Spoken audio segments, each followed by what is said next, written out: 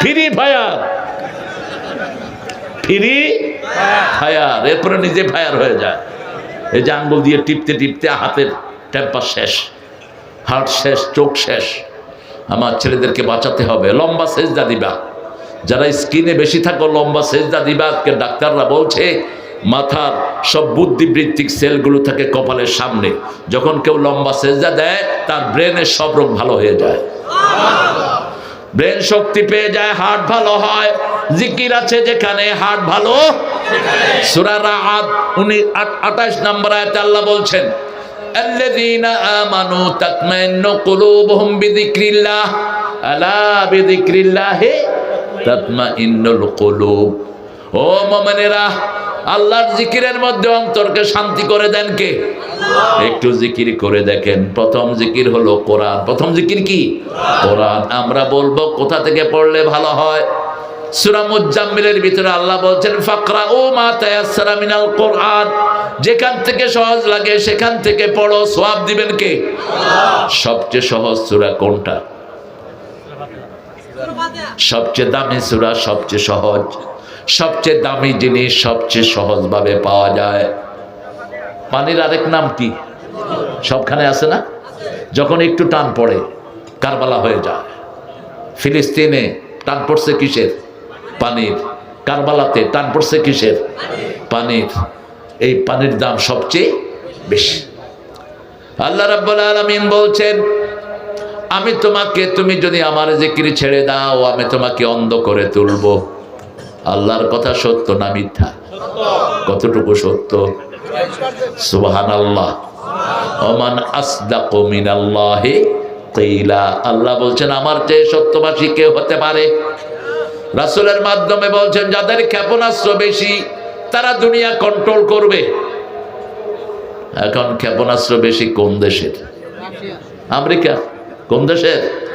আমেরিকার। কোথায় আমেরিকা? লিবিয়াতে বসে লিবিয়ার গভর্নমেন্টে ড্রোন মারতেছে। মাটি, পানি আর আকাশ যাদের হাতে থাকবে তারা দুনিয়াকে কন্ট্রোল করবে। পানিও ওদের হাতে, আকাশও ওদের হাতে। মুয়াজ্জিম ভাই মন খারাপ? ঠিক আছেন তো? পানিতে সাবমেরিন, একটা নদী আছে শুধু সাবমেরিন ডুবানো, নিউ জার্সিতে। তো সেখানে বিশাল করে সাইনবোর্ড লেখা catch it, leave it, don't eat it. মাছগুলো ধরো, ছেড়ে দাও, খেও না। তো আমি বললাম যে এটা লেখলো কেন? Why did you write it? এটা লেখছো কেন? কয় submarine sinking here in the water, lot of submarine.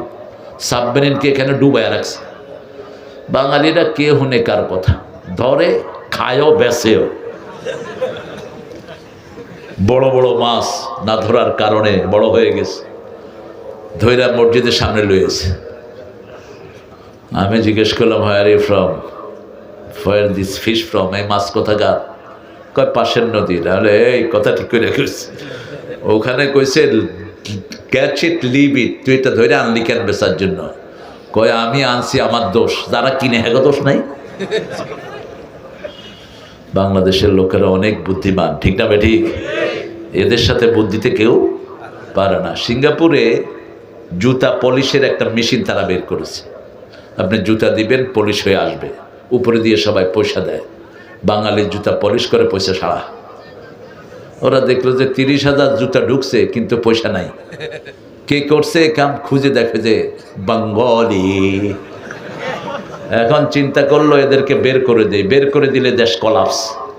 কারণ ডেভেলপমেন্ট কাজ, কনস্ট্রাকশন কাজ সব কারা করে? আমার প্রিয় ভাইয়েরা, যত সুন্দর সুন্দর জব আছে এরা করে। ওরা চিন্তা করলো যে ঠিক আছে, একটা ঢুকাইলে পয়সা নেব না, দুইটা ঢুকাইলে পয়সার ব্যবস্থা করছে।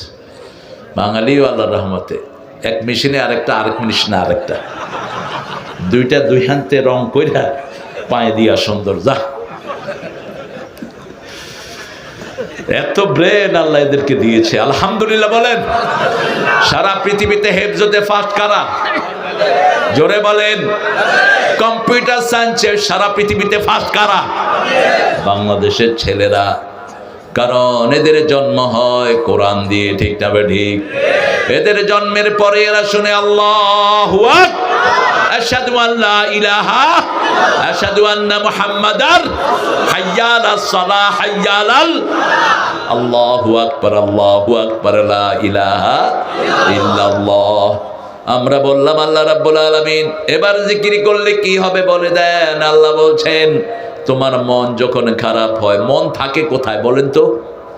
ভিতরে বাহিরে অন্তরে অন্তরে আছো তুমি, হৃদয় জুড়ে। লোকটা নাস্তিক, লোকটা কি নাস্তিক, কিন্তু সে আকাশের ঠিকানায় চিঠি লিখতেছে, কারণ দুনিয়াতে তো আস্তিক বেশি।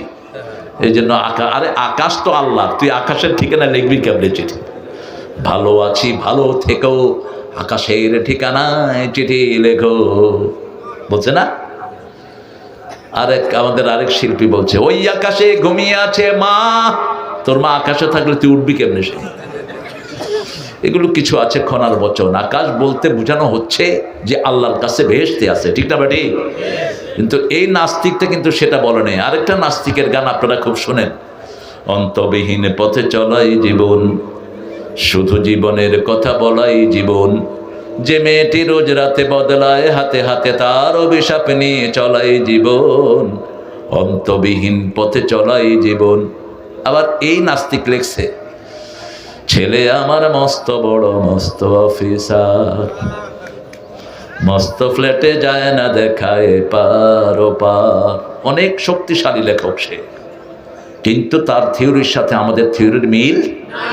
আল্লাহর পথে শুধু চলাই জীবন, ঠিক না ঠিক?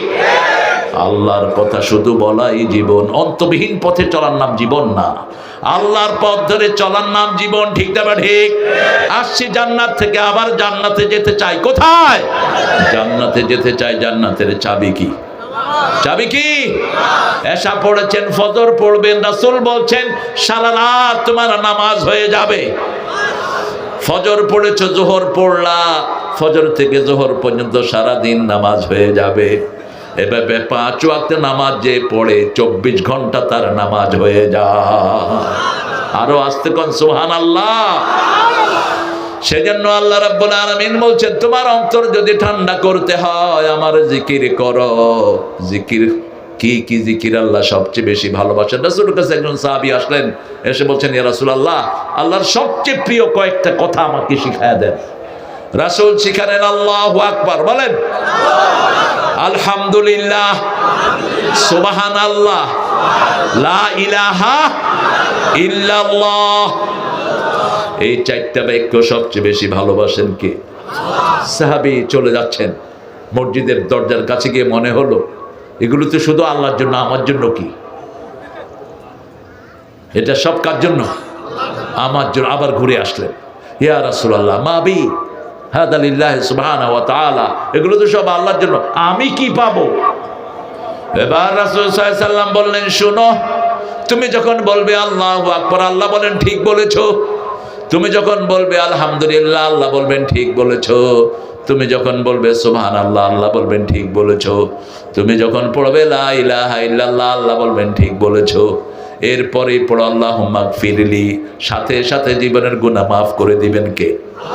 ওয়ারহামনি, সব রহম দান করবেন কে? ওয়াহদিনি, হেদায়েত দান করবেন কে? অরযুকনি, রিজিক দিবেন কে? আফুনি, বাঁচিয়ে দিবেন কে? এই 5টা কথা বলবেন 2 সেজদার মধ্যখানে। ফটফট করে সেজদা দিয়ে উঠে যায় না। আমাদের নামাজ একটু লম্বা হলেই মানুষ মনে করে হুজুর বোধহয় আহলে হাদিস। আমরা সব আহলে হাদিস, মনে রাখবেন।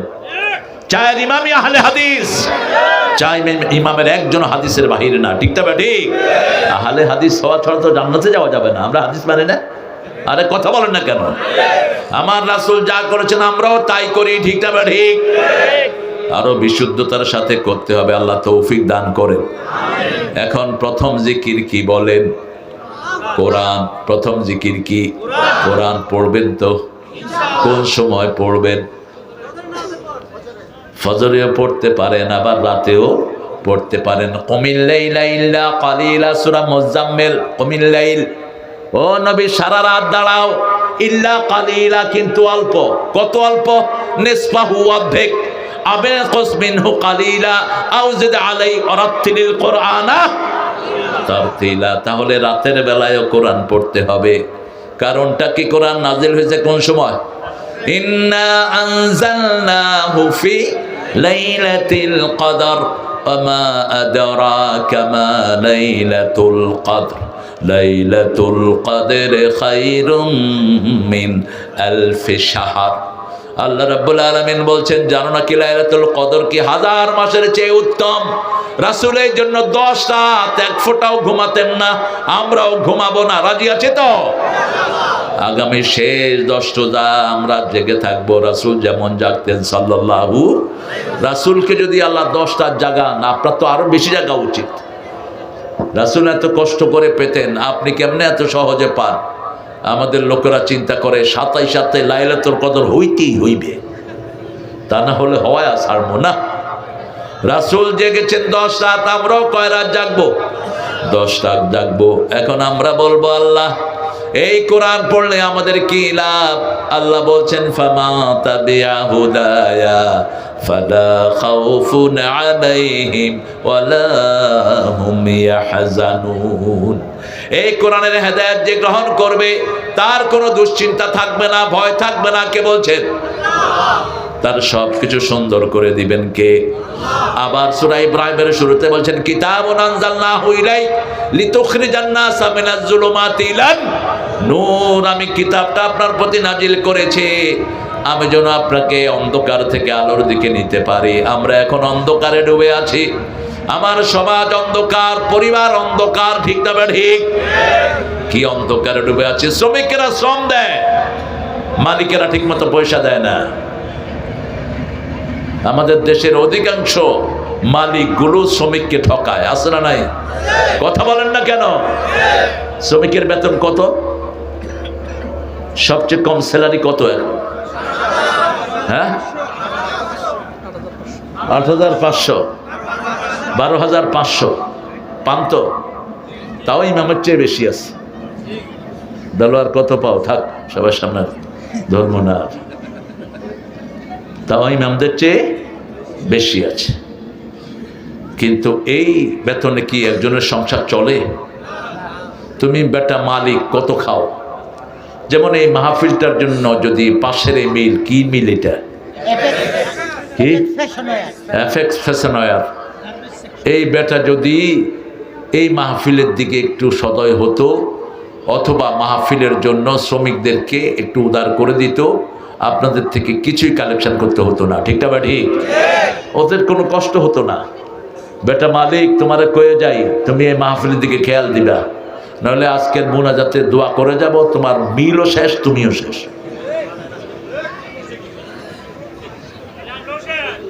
না, তোমরা শেষ হবে না। এই জন্য তো বদদোয়া করা যাবে না, যেহেতু তোমরা আছো। রাসূল বলছেন 3 ব্যক্তির বিরুদ্ধে আল্লাহ বাদী হবেন। কে বাদী হবেন?